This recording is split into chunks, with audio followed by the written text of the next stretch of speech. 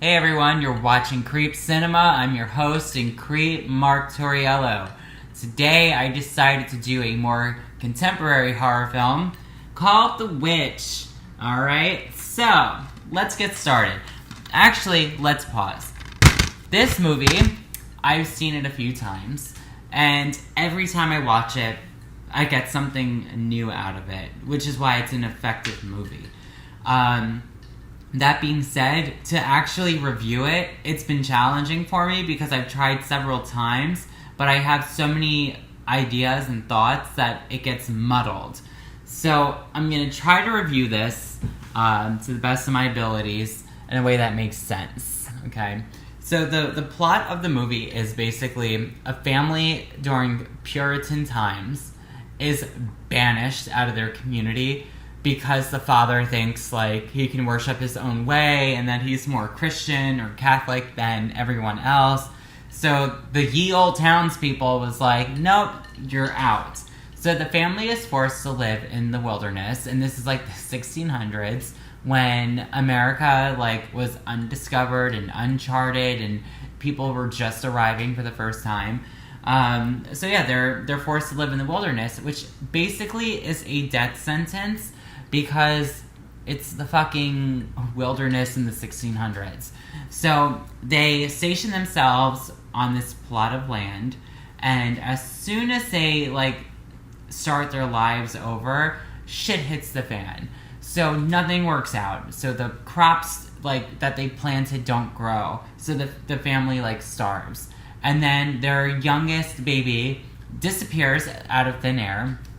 And then just, like, one by one, the whole family starts tearing each other apart and turning on one another. And the eldest sibling, whose name is Thomasin, she is basically being accused of witchcraft and blamed for all of this. So she's blamed for the disappearance of the baby. She's blamed for the death of her young brother. She's blamed for, like, basically everything.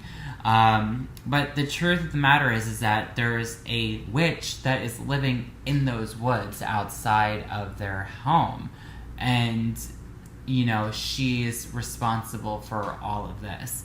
So by the end of the movie, everyone in the family dies with the exception of the oldest sibling, Thomasin, who is your main character.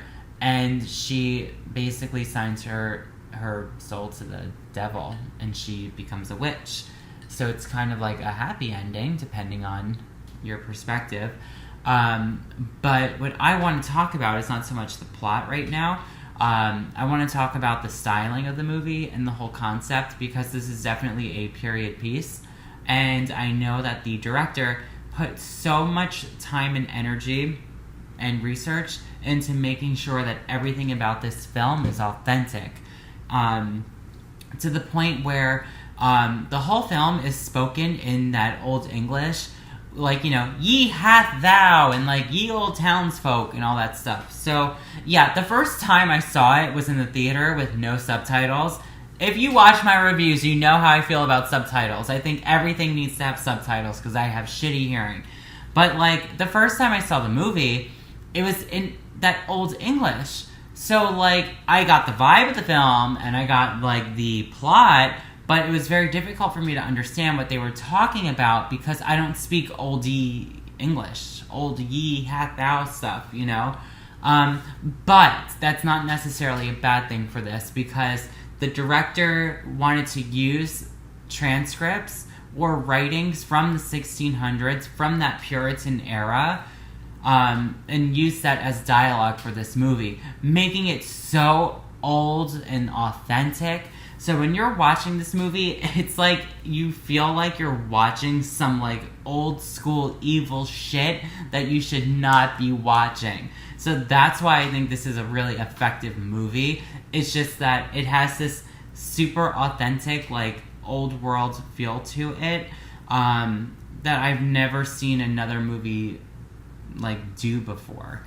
Outside of that, I think that the audio soundtrack to it, the music, is so good because it's just bizarre. And there's no jump scares in this movie.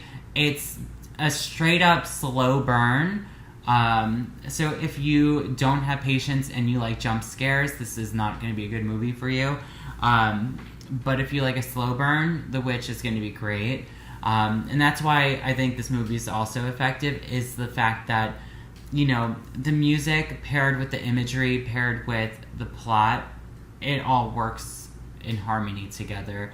So, I mean, overall, if I'm going to rate this movie, I'll give it a good solid 8 out of 10. What I didn't like about it was some scenes did drag, and as much as I respect and understand the dialogue and the language of this movie, it's hard for me to really understand because I don't speak Old English. And I had to watch this movie several times with subtitles so I could pick up on things, you know? And that's why I think every time that I watch it, I learn something new, or I see the film at a different angle or perspective. The first time I saw it, I was like, oh, it's about a family that's going crazy and there's a witch in the woods.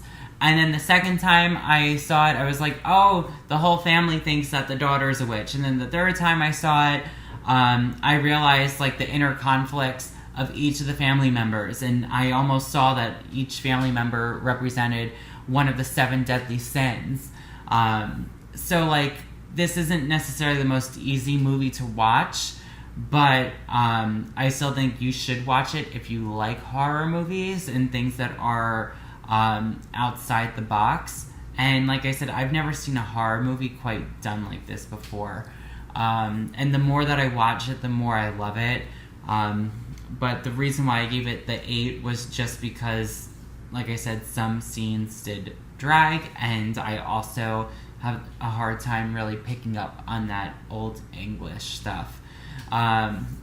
Cool fact about this movie is that I think like the Church of Satan promoted it, and they're like, oh, this is a great movie. And it totally is, because like, yeah, the end, the whole family dies, but the whole family were a bunch of like religious assholes, and they had it coming. And I felt bad for the oldest daughter because they all turned on her and she didn't do anything, you know? She was just like an independent, free-thinking woman, and I guess they didn't like that, so they accused her of witchcraft. But at the end, she finds her place in the world, which is butt naked, floating up in the sky in the woods, chanting with witches. So I think it's a happy ending.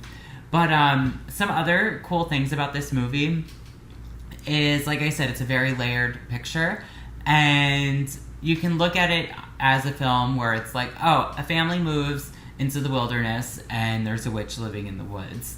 I also think that there is an element of insanity where there's actually no witch living in the woods, and it's really just the whole family is turning on each other because of starvation and like losing their minds.